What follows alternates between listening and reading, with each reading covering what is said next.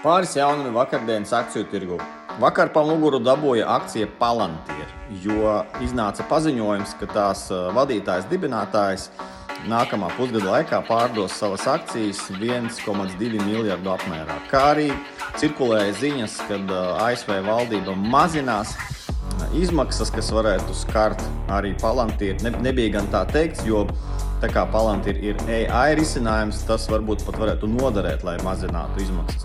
Bet Palantir ir ļoti pārvērtēts uzņēmums ar vairāk kā 80 apgrozījuma koeficientu, tā kā nav brīnums, ka tas vakar nokrita dienas laikā pa 12% un pēc biržas vēl 5%. Jau pēdējos 3 mēnešus MicroStrategy izskatās ļoti vājš, bet redzēs, varbūt ir kaut kāds atbalsta punkts šeit pie 320. Vakar būtiski palecās Twitterī populāras akcijas HIMS akcijas 17%, bet lielā mērā tas ir short squeeze rezultāts. Vakar cieta arī lielus mīnus apmēram 16% zaudējums Axon uzņēmums, kas piedāvā drošības risinājumus. Tā skaitā liels pasūtījums ir ASV policija, un es uzskatu, ka tas ir šobrīd riskanti, jo Trumps visādi mazina izmaksas, viss mainās.